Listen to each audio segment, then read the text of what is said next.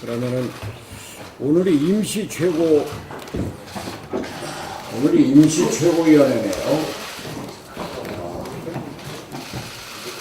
임시 최고위원회 회의를 개최합니다.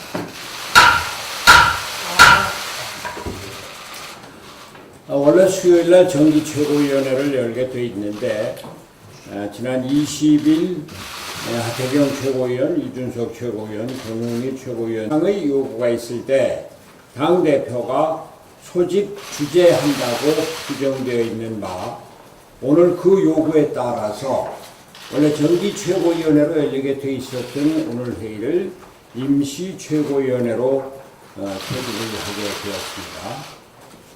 일각에서는 제가 소집 요구를 거부했다고 하는데 이는 사실이 아닙니다.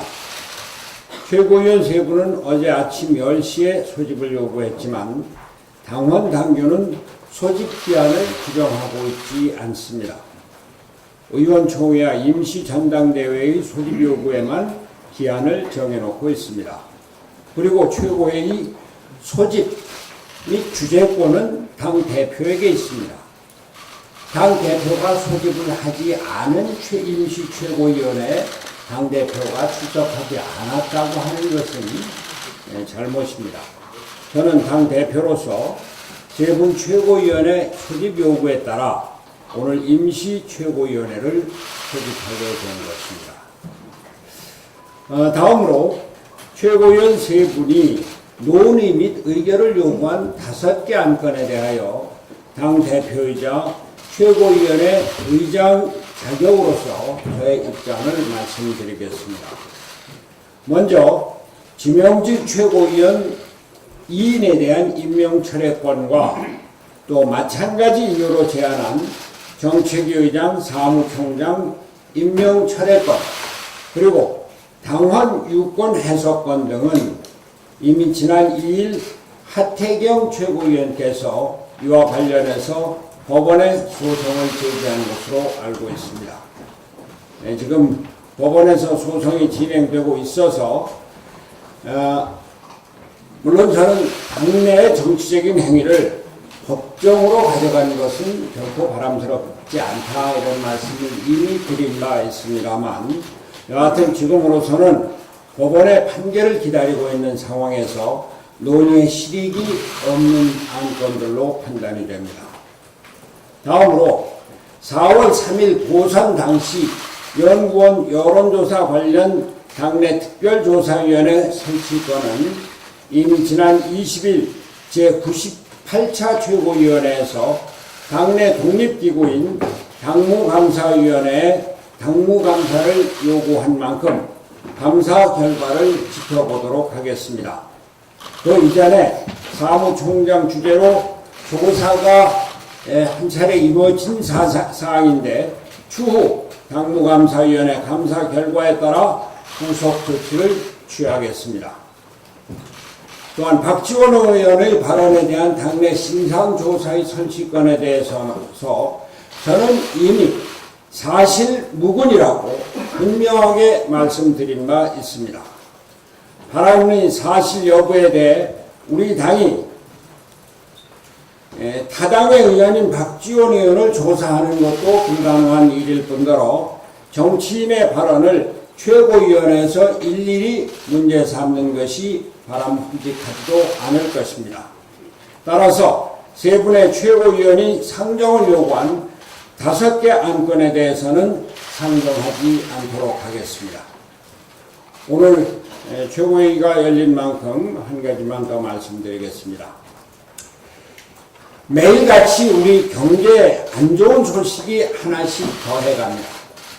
어제 OECD가 경제 전망을 발표하면서 우리나라의 올해 경제 성장률 전망치를 2.4%로 하향 전망했다고 합니다.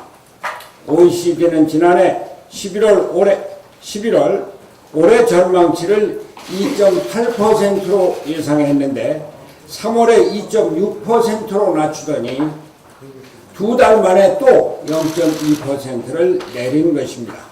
불과 반년 만에 0.4%포인트를 대폭 하향한 것입니다. G20 평균 경제 성장률인 3.4%에도 턱없이 부족한 수치입니다. 실로 우려스러운 상황이 아닐 수 없습니다. 특히 우리는 OECD가 한국 정부가 해결해야 할 중요한 과제로 노동 생산성을 꼽은 점을 눈여겨보아야 합니다. OECD는 한국의 노동 생산성이 OECD 상위 50% 국가의 노동 생산성의 절반임을 지적하며 생산성 향상이 필수적임을 강조했습니다. 무엇보다 상대적으로 저조한 노동 생산성이 급격한 최저임금 인상과 맞물려 우리 경제에 더 큰 악영향을 미치고 있는 점이 문제입니다. 지난 13일 IMF가 발표한 2019년 연례협의 결과 보고서는 한국의 최저임금 인상 속도가 노동 생산성에 비해 지나치게 빠르다는 점을 지적하고 있습니다. 우리 경제 전문가들도 노동 생산성의 혁신 없는 최저임금 연속 인상이 고용에 미치는 부작용이 확인되고 있다고 계속적으로 경고해 왔습니다. 실제로 어제 고용노동부가 주최한 최저임금 영향 분석 토론회에서는 급격한 최저임금 인상으로 인해 도소매업과 음식 숙박업 등의 업종에서 고용을 줄이고 근로시간을 줄이는 실태가 사실로 밝혀졌습니다. 미중 무역전쟁은 끝날 기미가 보이지 않고 원화 가치는 가파르게 하락하고 있습니다. 우리 경제를 떠받치는 수출은 6개월 연속 감소세를 기록할 것으로 예측되고 있습니다. 한때 세계 5위였던 자동차 생산량은 작년에 멕시코에 뒤져 7위로 되었으며 차이는 더 벌어지고 있습니다. 모든 산업이 경쟁력을 잃고 있습니다. 살얼음판과 같은 경제 상황 속에서 문재인 대통령과 집권 여당은 이제 정말 각성해야 합니다. 경제를 정치로 어지럽혀서는 무너져가는 우리 경제를 절대 살릴 수 없습니다. 실패한 정책에 대한 맹목적인 낙관론은 이제 우리 국민 누구도 믿지 않습니다. 지금은 언론 탓, 재정 탓을 할 때가 아닙니다. 시장을 중시하고 기업의 활력을 돋우는 실천에 나서야 할 때입니다. 소득주도 성장 정책을 폐기하고 시장 경제주의로 경제 철학과 정책을 바꿔야 합니다. 최저임금을 동결하는 한편 강력한 노동개혁을 실시하여 경제 구조를 개혁해야 합니다. 기업이 마음 놓고 투자하고 활동을 펼쳐나갈 기반을 만들어주는 것이 경제를 살리는 지름길임을 문재인 대통령은 명심하기 바랍니다.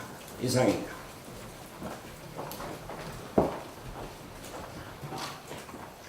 예, 원내대표입니다. 오늘은 국회 정상화 문제에 대해서 몇 가지 말씀을 드리겠습니다.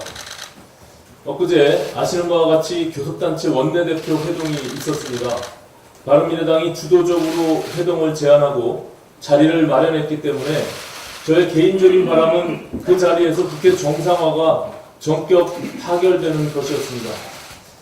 하지만 대화를 주고받는 과정에서 지금 민주당과 한국당의 입장 차이가 워낙 크고 감정의 골이 깊은 상황이기 때문에 최종적인 합의에 이르기 위해선 각 당의 내부 분위기를 추스를 시간이 조금 더 필요하다는 것을 느꼈습니다. 어찌됐건 중요한 것은 조속한 국회 정상화 필요성에 대해 3당 원내대표들이 모두 공감하고 있다는 것입니다. 원내대표 회동에서 나눴던 얘기들을 가지고 어제와 오늘 민주당과 자유한국당이 각자 내부 의견을 조율하는 과정을 거치고 있기 때문에 조만간 국회 정상화를 위한 진전된 협상이 가능할 것으로 판단하고 있습니다. 이번 주말 예정되어 있는 자유한국당 서울 집회가 불수용이 될 것입니다.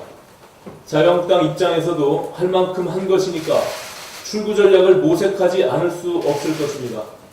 주말을 전후해서 3당 원내대표가 다시 만나서 국회 정상화를 위한 보다 구체적인 대화를 나눌 수 있도록 일정을 조율해 볼 생각입니다.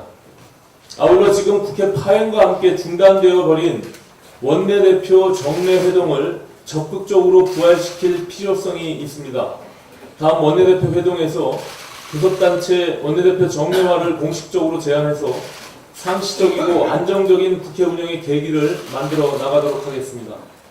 국회 정상화를 추진하면서 참으로 의아스럽고 이해할 수 없는 것이 저는 청와대의 태도입니다. 국회 밖으로 나간 자유한국당에 돌아올 명분을 만들어주는 것은 여당인 민주당과 청와대의 몫입니다. 그런데 요즘 청와대의 태도를 보면 전국 경색 해소의 의지가 과연 있기는 하는 것인지 그 진정성이 의문스럽습니다.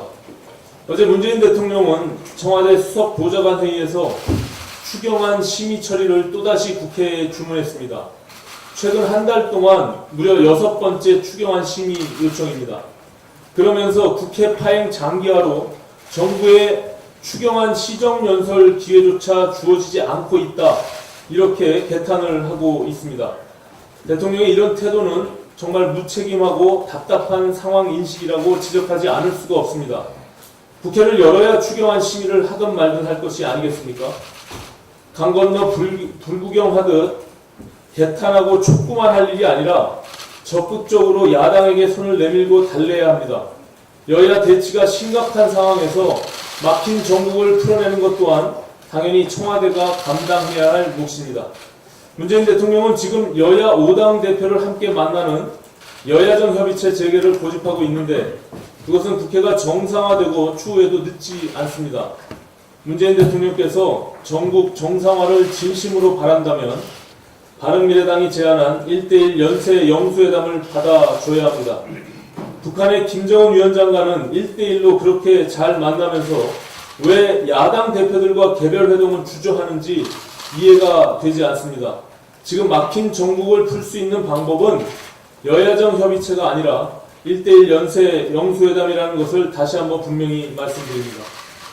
또한 청와대 관계자들의 야당을 자극하는 발언도 즉각 중단해 주시기 바랍니다. 국회를 보이콧하고 장애로 돌고 있는 자유한국당의 태도도 물론 잘못된 것입니다. 그러나 전국 경색을 해소하고 자유한국당을 다시 국회로 끌어들이기 위해서는 어르고 달래는 것이 옳지, 청와대가 앞장서서 야당 대표에게 도둑이 제발 저린다는 둥, 인격이 어떻다는 둥 날선 발언을 쏟아내는 것이 과연 국회 정상화를 바라는 온당한 태도인지 묻지 않을 수 없습니다. 끝으로 추경안과 관련해 한 말씀 드리겠습니다. 바른미래당은 하루빨리 국회가 열려서 추경안 심의가 시작되기를 고대하고 있습니다. 그러나 지금 대통령과 정부의 앞뒤 안 맞는 발언들 때문에 추경안 심의가 시작되더라도 국회 통과에 이를 때까지 산 넘어 산이 아닌지 큰 우려가 들고 있습니다.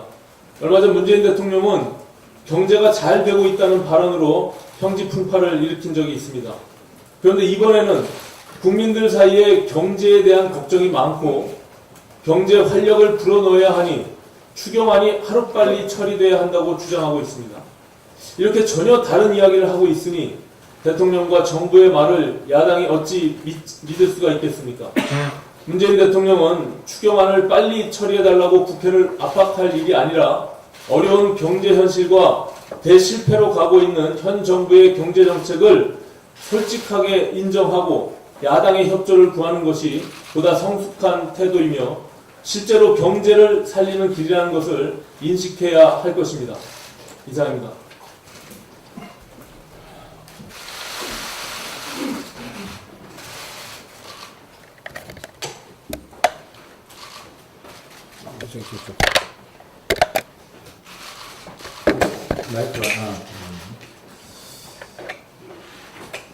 오늘 신규 안건 2가지 제안을 합니다. 손 대표께서 최고위원들 다수가 원하는 안건들 상정을 계속 거부하고 있었고, 이 안건들, 거부되는 안건 숫자가 몇 개까지 될지 제가 유심히 세어보고 있습니다. 첫 번째 안건은 국회의원 어원 정수 확대 불가 안건을 최고위에서 의결하자는 것입니다. 국회의원 정수 더 늘리자는 것은 국민들 또 한 번 비판하자는 겁니다. 어제 유성엽 민평당 원내대표가 다시 한번 의원 정수 확대 주장을 하고 나섰습니다. 50석 늘리자고 했습니다. 50석. 온 국민의 일자리가 줄어들고 있는데 국회의원 일자리만 늘리자. 어떻게 이런 국민 속을 헤집는 발언을 할 수가 있습니까? 근데 안타깝게도 저희 당의 손학규 대표까지도 이 문제를 논의해 볼 수 있다고 하는 찬성 발언을 한 적이 있습니다. 손학규 대표가 국회의원 늘리자고 하는 그런 생각은 우리 다수 최고위원들의 생각과 반대되는 것입니다. 당은 민주적으로 움직여야 되고 당론도 민주적으로 결정되어야 됩니다. 국민들 초미의 관심사인 국회의원 정수 문제에 있어서 당내 의견 차이가 있을 때 민주적으로 결정하면 됩니다. 그러라고 우리 최고위원회가 있는 것입니다. 패스트트랙 통과된 태워진 그 선거법 의원 정수 300명 전제하에서 된 것입니다. 그것이 그 자체로 어렵다면 폐기하면 됩니다. 거기에다가 또 국회의원 숫자 늘려가지고 그 패스트트랙 한번 통과시켜 보겠다. 우리 당은 계속 추락하는 겁니다. 그 국회의원 숫자 늘리자는 데 대해서 동감하게 되면. 때문에 이 문제는 안 그래도 지금 추락하고 있는 우리 당 지지율을 막기 위해서 신속히 긴급히 안건을 최고위에 상정해서 결론을 내야 됩니다. 계속 시간을 질질 끌면 안 됩니다. 또한 오늘 좀 많은데요. 또 한 가지 문제는 그저께 최고위원회가 끝나고 이준석 최고가 최고위 논의 결과에 대해서 기자회견 브리핑을 했었습니다. 근데 공당에서 일어나서는 안 되는 일이 벌어졌습니다. 주요 당직자들이 이준석 최고의 기자회견에 대해서 행패를 부리고 방해를 했습니다. 최고위원, 그 당의 최고위원이고 그 당직자들의 최고위원이기도 합니다. 그분들의 얼굴입니다. 제가 손학규 대표를 비판하지만 손학규 대표님이 기자회견 할 때 행패 부리고 방해하지 않습니다. 제자리에서 손학규 대표를 비판하는 겁니다. 그 내용에 대해서. 그럴 권리는 누구한테도 있습니다.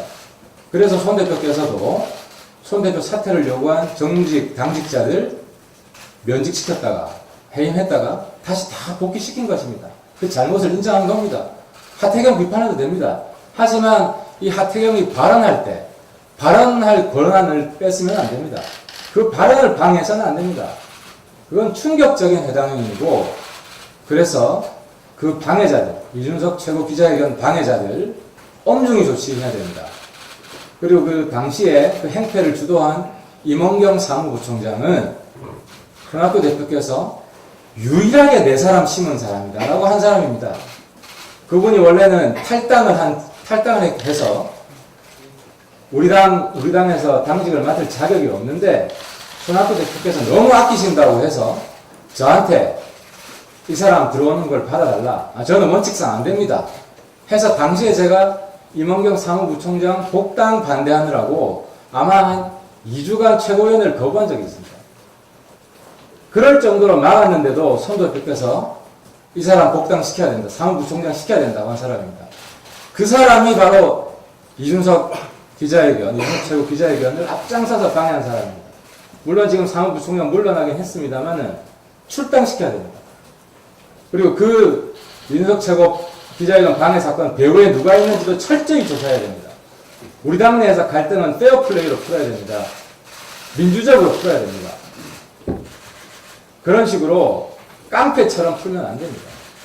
이건 손 대표께서 당의 기강을 잡는 차원에서도 손 대표님 사람이기 때문에 저는 결자 해지해 주실 것을 요구하고 당장 오늘 이 안건을 올려서 손 대표님의 당의 기강을 회복하려는 의지를 보여주시기 바랍니다. 죄송합니다. 오늘 좀 말이 좀 많은데요. 안건이 계속 누적되고 있기 때문에 그렇습니다. 오늘 최고위가 정규 최고위가 아니라 임시 최고위입니다. 원래 임시 최고위는 정기 최고위 있지 않은 날에 소집을 하는 게 맞습니다. 그래서 제가 어제 10시에 요청을 한 것입니다. 이 5가지 안건입니다. 근데 만약 불가피한 사정으로 이 시간을 변경하고자 할 때는 이 소집을 요구한 최고위원회랑 상의를 해야 됩니다. 근데 손 대표께서는 이 소집을 요구한 상임위 최고위원과 아무런 상의도 하지 않고 일방적으로 통보를 하신 겁니다. 전 이건 대표로서 성실한 당무 수행을 거부하고 있다는 것으로 규정을 합니다. 지금 한참 청와대하고 한국당 사이에 독재자의 수혈 논쟁이 벌어지고 있습니다. 저도 그 흔하디 흔한 80년대 민주화 운동 출신입니다. 그리고 제가 북한 인권 운동을 하면서 전 세계 많은 민주화 투사들, 운동가들과 교류를 했는데요. 한 번 민주투사가 영원한 민주투사가 아닙니다. 한 번 민주투사가 대통령이 되면 독재를 하는 경우도 있고요. 한 번 민주투사가 당대표가 되면 당독재를 하는 경우도 있습니다. 그만큼 민주주의는 지키기 어렵습니다. 가장 지키기 어려운 민주주의가 개인 내면의 민주주의입니다. 왜냐하면 나이가 들면 그 정신이 퇴락하기 때문이죠. 그래서 끊임없이 혁신 또 혁신해야 되는 것이 정치가의 숙명이기도 합니다. 혁신하지 못해서 몰락한 정치인들 수없이 와왔습니다. 저도 그런 정치인이 안 되기 위해서 끊임없이 젊은이들과 소통하고 혁신하고 있습니다. 오늘 손학규 대표께서는 또 우리 당의 민주주의를 훼손하고 사실상 당무 수행을 당무 거부하겠다는 선언을 하신 것입니다. 왜냐하면 이 안건들에 대해서 손 대표는 입장이 있을 수 있습니다. 반대 입장을 표명하셨습니다. 뭐 그럴 수 있다고 봅니다. 근데 문제는 상정해야 찬반 토론이 가능한 겁니다. 그래서 민주주의라는 것은 안건 상정을 했어. 왜? 최고위원 다수가 안건 상정을 요구하니까. 최고위에서 합리적으로 토론해서 표결로 부결시키면 되는 것입니다. 만약에 표결로 통과되면 그게 민주주의인 겁니다. 이 삼인 최고위원이 요구해서 최고위를 의무적으로 소집하게 하는 조항은 대표의 독재, 대표의 전횡을 막기 위해서 만들어진 겁니다. 당내 민주주의를 지키기 위해서 만든 겁니다. 이런 조항이 없으면 의무적으로 최고위원들이 적어도 3분의 1 요청해서 의무적으로 소집하지 않으면 대표가 원하는 안건들만 상정할 수밖에 없게 되는 겁니다. 그래서 나머지 최고위원들도 특히 우리 당은 집단지도 체제입니다. 손학규 대표가 당시에 27%인가요? 29%인가요? 받고 제가 23%가 받고 우리 이준석 최고가 19% 받고 아무튼 손 대표는 우리 당 지분의 3분의 1이 안 됩니다. 그 지지율로 볼 때 30%가 안 됩니다. 때문에 나머지 50%의 지지율을 받은 최고위원들이 이 안건을 상정을 위해서 임시위 개최를 요구했습니다. 임시위를 개최했습니다. 임시위를 개최했다는 것은 이 안건 상정에 동의한 겁니다. 이 안건 상정을 거부하는 것은 당무를 거부하는 거나 마찬가지입니다. 때문에 손학규 대표께서 이렇게 지속적으로 당무를 거부하는 것이 반복될 경우에 민주정당에서 또 다른 특단의 대책을 강구하지 않을 수가 없습니다. 그리고 손 대표께서 입장을 이야기하셨는데 한 가지 지명직 최고 두 사람 일방적으로 강행한 것에 대해서 법원에 가 있습니다. 그건 맞습니다. 하지만 당내 문제이기 때문에 법원에서 판결 내리기 전에 우리가 먼저 결론을 내자. 그럼 법원에서 우리 당의 결정을 존중합니다. 그러자고 제가 안건을 상정하자고 한 겁니다. 지금 주성용 최고는 회의에 사실상 안 나오고 있습니다. 스스로 이 지명직 강행한 것에 대해서 이제 자기도 흔쾌히 승복하지 못하겠다고 한 겁니다. 두 명 중에 한 분만 나오고 있습니다. 문병호 전 의원은 상인데 아무튼 뭐 고인의 명복을 빌고요. 안타깝게 생각합니다만 그래서 손 대표께서 당내 민주주의를 더 이상 훼손하지 마시고 당무를 성실히 수행해 주시기 바랍니다. 당무를 계속 거부할 경우에 저희들도 자구책을 강구하지 않을 수 없다는 말씀을 다시 한번 드립니다.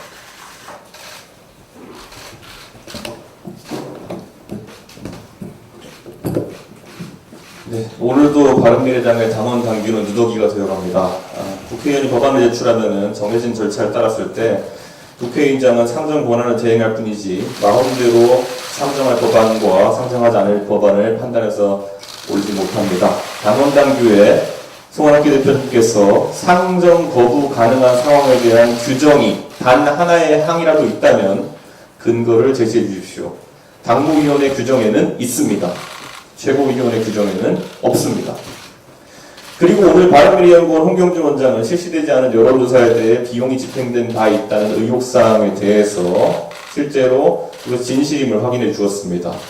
나중에 뒤늦게 알았다고 해명했지만 총 6,600만 원어치의 물건을 사면서 물건이 배달되지도 않았는데 비용을 지급하는 경우가 있습니까? 검찰 수사 등을 의뢰할 수 있는 기반이 마련되었지만 증거인멸의 가능성 등이 있으므로 의혹을 조기에 해소해야 합니다. 손학규 대표께서는 본인이 임명한 당무감사위원장을 통해 지금까지 안 하던 당무감사를 받겠다고 해서 사실상 절차를 지연시키겠다는 말씀을 하신 것을 좀 받아들입니다. 그렇게 하지 마시고 언론인들에게 지난 창원 성산 보궐선거에서 우리가 여론조사 업체에서 수령한 여론조사 결과표를 공개하는데 동의해 주십시오. 제가 개인적으로 열람한 바 해당 여론조사 기관에서 제공받은 여론조사표는 해당 기관이 타 언론사의 의뢰로 여론조사를 실시해서 여론조사 심의위원회 온라인 사이트에 공개한 여론조사 표의 수치와 소수점 단위까지 동일한 결과가 나와 있습니다. 단순 실수라고 해명하겠지만은 조사 샘플수와 응답률은 또 다르게 제공했습니다. 여론조사표를 공개하면 간단한데 뭘 본인이 임명한 당무감사위원장에게 당무감사를 맡기겠다고 복잡한 절차를 추진하시는지 되묻고 싶습니다. 긴급 안건으로 여론조사표 공개를 제안합니다. 또 거부하시면 1점 추가입니다. 운전면허 정지는 40점 되면 정지되는데 40점 모을 자신 있습니다. 이렇게 가면은 2주도 안 걸릴 것 같습니다. 어쨌든 또한 손학규 대표 측 당직자들이 저에게 음주 유세 의혹을 제기하는 등의 망동을 한 것에 대해서 즉각적인 징계를 요구하겠습니다. 정상적으로 당이 운영되는 상황이라면 제가 윤리위원회에 징계를 요청하면 될 일이지만 윤리위원회는 최근 손학규 대표님께서 관심 있어 하시는 것으로 보이는 사안에 대해서는 국회의원이라도 일주일 만에 징계하고 당원권 정지를 내리는 반면에 그 뒤에 이어진 수많은 징계 요청에 대해서는 사실상 먼 산보도 타고 있어 손학규 대표님의 의중이 중요한 것 같아 먼저 동의를 구하겠습니다. 당일 손학규 대표께서도 기억하시듯이 선거 전 마지막 날 유세를 하는 과정에서 저는 아침부터 저녁까지 창원에 있었고 7시경 손학규 대표님과 함께 퇴근길 인사를 마친 뒤 저는 9시 반경에 서울로 가는 마지막 열차를 탑승하기로 하고 유세가 마무리되었다고 하여 경남도당 당직자 등이 선거 과정에서 고생이 많았다고 저와 하태경 의원 등과 함께 식사를 했습니다. 그 뒤 긴급히 9시경에 당원들에게 인사하고 가라는 연락이 와서 저는 식사 자리에서 반주를 했으니 유세차에 올라가지 않겠다고 했는데 감사하게도 대표님께서 재차 저에게 차에 올라와서 인사는 하고 가라고 말씀하셔서 제가 거절하지 못했습니다. 이런 상황을 알면서도 최고위원회에 권위를 실추시키고 발언을 제지하려는 의도로 난동을 피운 이범경 전 사무부총장과 노영관 부대변인을 중징계할 것을 지금 결단 내려주시기를 요구합니다. 이런 식으로 앞뒤 잘라서 인신공격할 것 같으면은 저도 누군가에게 대표님께서 백브리핑 하실 때 손학규 대표님의 큰 정치적 결단이었던 단식 전에 차이나 프로에서 저랑 연태고량주 드시고 음주 상태로 긴급 요청해 가셔서 단식 결의하신 일이 없는지 물어보면 됩니다. 대표직 걸고 답하시라고. 근데 그거는 제가 절대 할 수 없는 매우 비열한 정치 공작입니다. 그 당시 제 요청으로 손학규 대표님께서는 바른 토론 배틀에 나온 친구들과 식사를 하셨고 열심히 토론 배틀에 참여한 그들과 고생한 당직자들을 치하하기 위해 술 한 잔씩 하자고 말씀하셨던 것입니다. 12월 6일이던가요? 그 뒤 여당의 무리한 행보로 예상치 못했던 의총이 잡혀서 대표님께서 불가피하게 음주 상태로 의총에 들어가신 겁니다. 예상함이 그렇게 할 줄 누가 알고 회식을 했겠습니까? 이걸 앞뒤 잘라먹고 대표님 백브리핑 하시는 와중에 제가 뛰쳐나가서 소리 지르면서 음주 의총 하신 일 있냐고 공격하면 되겠습니까? 손학규 대표님께서 유일하게 꽂아 넣었다고 말씀하신 임원경 전 사무부총장 최고위에 호출하셔서 사과시키시고 노영권 부대변인은 윤리위에 회부하실 결단을 내려주시길 긴급 안건으로 요청하겠습니다.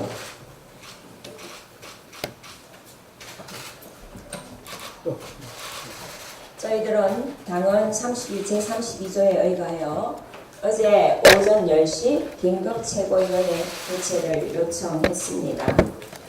그러나 손 대표님은 임시회의를 오늘 아침 정기회의 시간으로 변경을 했습니다. 지금 이 회의가 임시회의가 되었습니다. 임시가 정식이 되는 건 있어도 정식이 임시가 되는 것은 처음입니다. 오늘 아침은 정기회의인 줄 여기 계시는 분 모두가 알고 있는데 간판만 임시회의로 단다고 뭐가 달라집니까? 네, 아무튼 좋습니다. 오늘 회의를 하자고 했으니 저는 5건 안건을 상정해서 논의를 하는 줄 알았는데 보시다시피 협의는커녕 이런 식으로 말씀을 하십니다.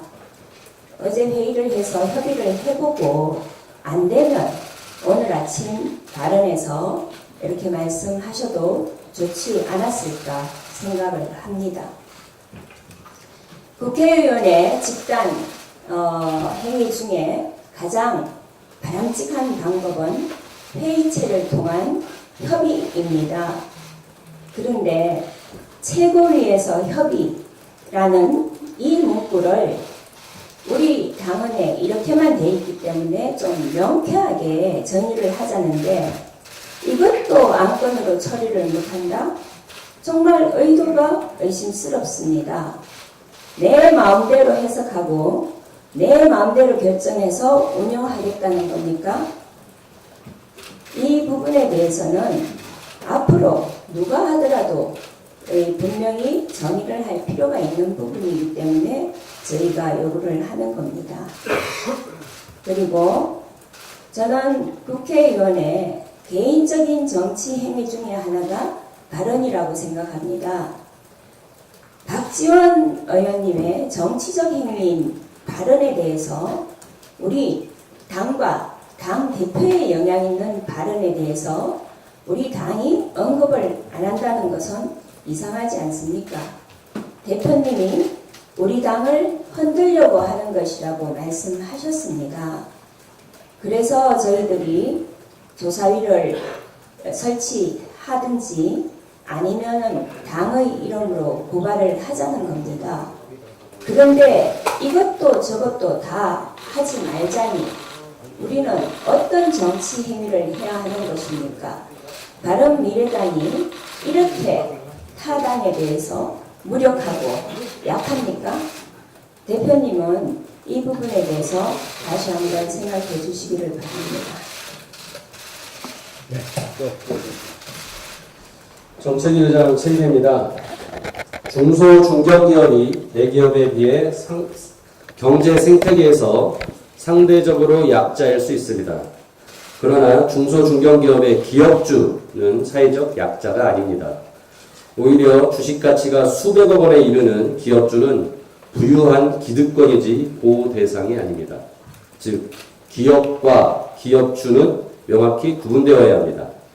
그런데 정부와 여당은 가업 상속 공제 확대를 추진하고 있어 이에 대한 문제점을 말씀드리겠습니다. 먼저 가업 상속 공제는 공제 대상을 지속적으로 확대하여 연 매출액이 3천억 원 미만인 기업까지 최대 500억 원의 주식에 대한 상속세를 감면해주는 제도입니다. 이 상속 감면에 대한 공제액이 1997년 1억 원에서 현재 500억 원까지 20년간 무려 500배나 상승했습니다.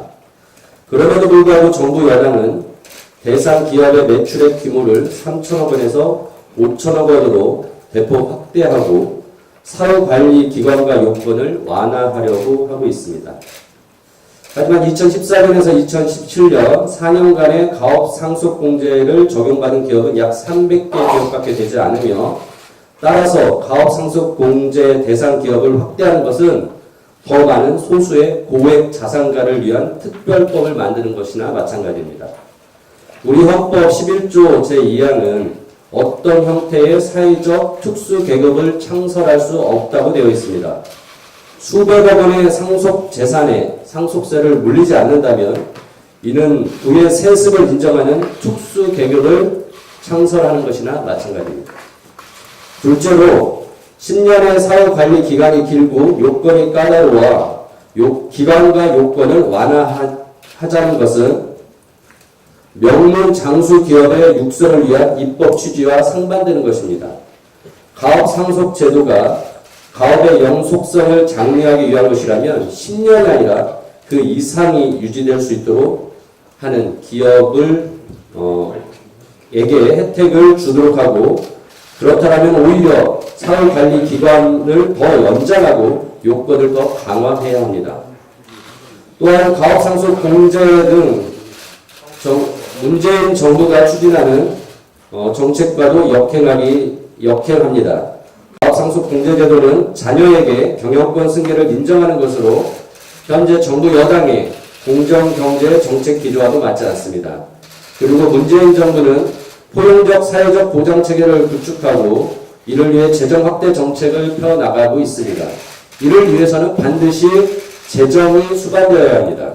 그런데 정부 여당이 부자 증세는 못할 망정 지난 2014년 부자 감세를 하면서 가업 상속 공제 확대를 반대했던 입장에서 오히려 부자 지킴이가 된 것은 아닌지 의문이 듭니다.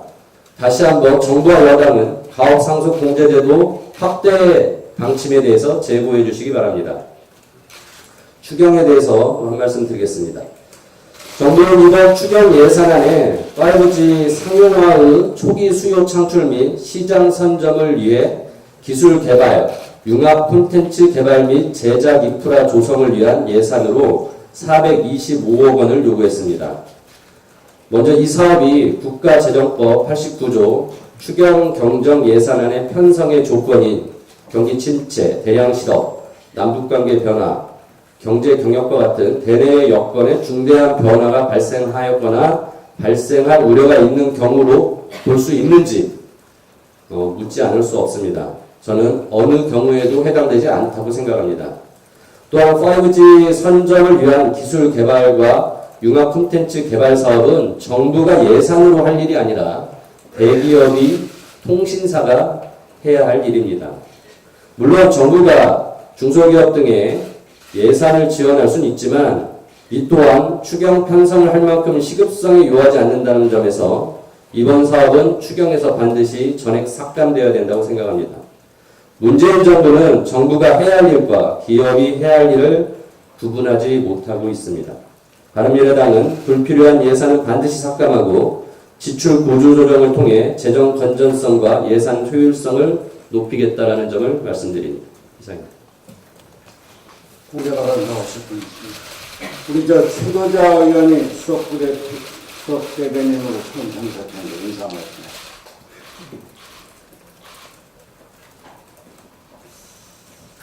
예.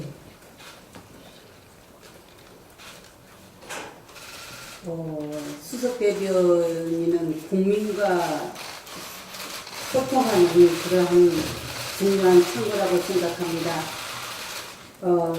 저희 당이 많이 어렵습니다.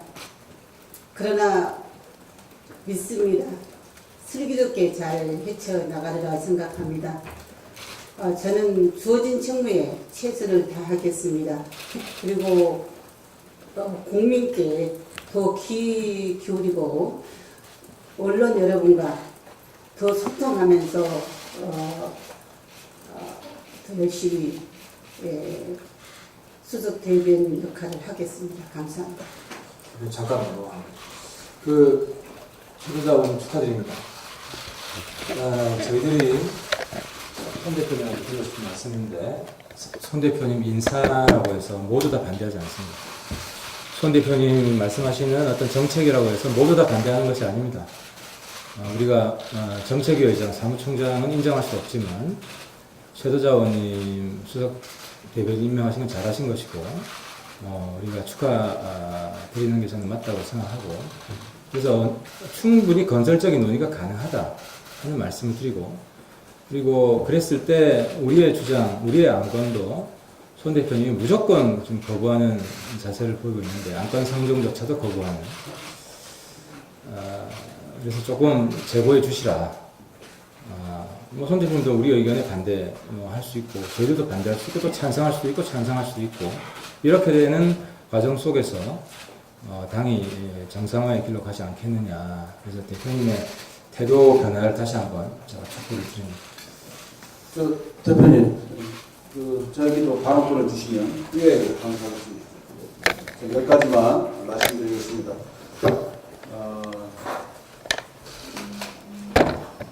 의무적이고도 공식적인 우리 당 대표와 원내대표, 그리고 최고위원들의 발언이 끝나면 그 다음에 후속되는 발언은 당 대표의 지명을 받아서 하게 되어 있습니다. 그래서 저는 당 대표의 권위를 존중해서 발언권을 신청했고 받았습니다.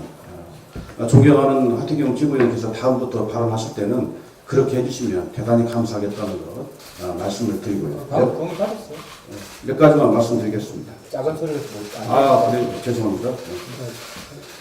자, 이 최고위 의안 상정에 대해서 존경하는 우리 최고위원님께서 말씀을 해주셨는데 당규 제5조 최고위 권한 즉 의안 규정에 보면 사무총장이 일괄 정리하여 당대표가 상정한다라고 되어 있습니다.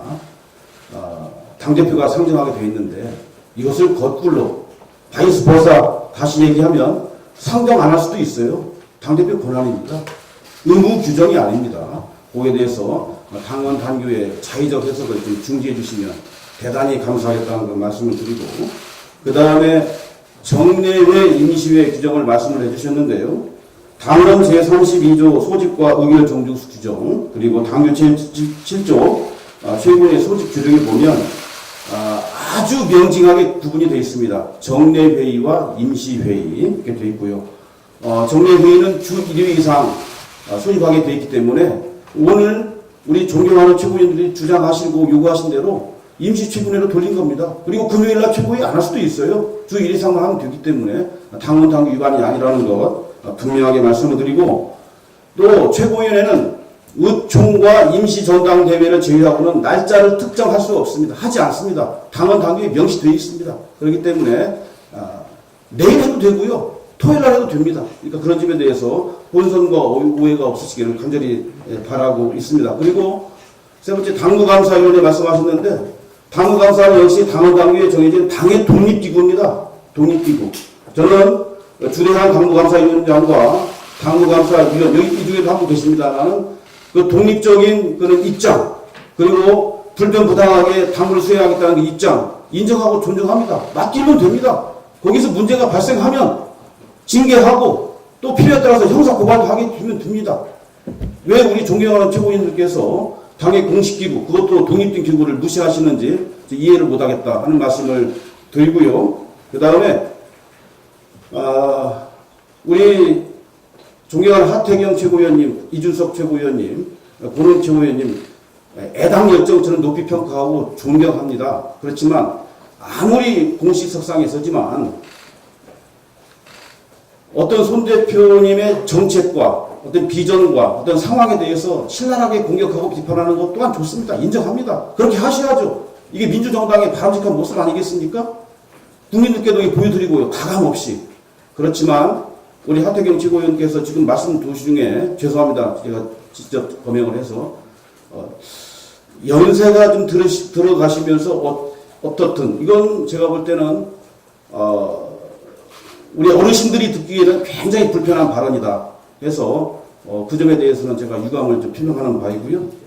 그 다음에 우리 존경하는 이준석 최고위원님 말씀 중에 일정 부분 동감하고 동의합니다. 일리가 있고요. 최고위원 아닌 사람 좀 말 좀 자세히 시켜주시죠. 네, 제가 바로 최고위원인데 너무 마이크 오래 잡고 존경하는 하 최고위원님. 충분히 얘기한 자, 곧 끝나갑니다. 곧 끝나갑니다. 자, 인사제만 있습니다. 지금 사무총장이 사실상 당무에 대해서 질문을 받은 것도 아닌데 정견을 이야기하고 이렇게 하는 것에 대해서 강하게 이의를 제기하고 존경하는 최고위원회를 개최할 수 있다, 한 번만 해도 된다, 이런 선택 같은 것까지 언급하는 것은 저는 매우 부적절하다고 생각합니다. 발언 제주를 있습니다. 대표님, 사무총장. 존경하는 학생기업 최고위원 임재수 최고위원님 아니, 계속 발언 중에 있습니다. 최고위원이 지금 중간에 제재할 수 있어요. 최고위원 아니시잖아요. 저 발언권을 얻었기 때문에 발언권 끝나기 전까지는 아니 최고위원님 아니, 발언 그 정도 준 거라. 아니 그러면은 제가 발언을 끝냈지 안 끝냈지는 허락을 맡으세요 그러면요. 자, 이제 사무총장 발언 끝났죠? 네 끝났습니다. 감사합니다. 대표님, 방금 전에 사무총장이 말씀하신 바에 대해서 사실과 다른 부분이 있어 정정하겠습니다. 아까 임재훈 사무총장께서 의장이 제출된 의안을 상정한다는 말이 상정할 수 없다는 의미까지 포함한다는 진짜 이상한 해석을 내오셨는데, 제가 발언할 때 말했습니다. 당무위원회는 명시적으로 거부할 수 있는 상황이 명시되어 있습니다. 당무위원회 규정 21조 1번이 최고위랑 똑같습니다. 당무위원회 의장은 제출된 의안을 당무위원회에 상정한다. 1항입니다. 2항. 당무위원회 의장은 상당한 사유가 있을 때에는 최고위원회 의결을 거쳐 제출된 의안의 상정을 연기하거나 상정하지 아니할 수 있다. 아니할 수 있다의 규정을 2항에 두었기 때문에 1항의 규정이 있는 것입니다. 그런데 이것을 무시하고 이런 식으로 해석하는 것은 사무총장의 권한을 넘어서는 행위이며, 저는 그렇기 때문에 이렇게 해석에 대해서 모호한 규정에 대해서 최고위원회 다수 의결로 모호함을 해석하도록 되어 있는 당원당규를 준수할 것을 통합교 대표님께 촉구드리며 긴급 안건으로 상정할 것을 요구합니다. 자, 이제 공개전해준 발언이 끝났습니다. 대표님, 방금 제가 한 말씀 들으셨어요? 긴급 안건으로 상정할 것을 요구합니다. 자, 이제 비공개로 전환하겠습니다. 언론인들 협조 바랍니다.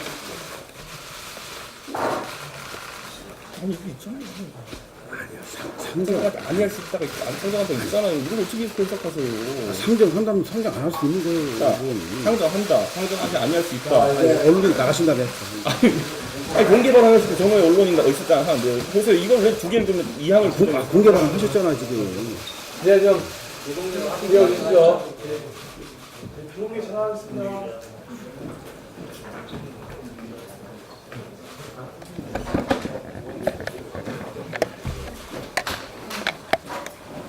어디 가려운데 뭘 긁으려고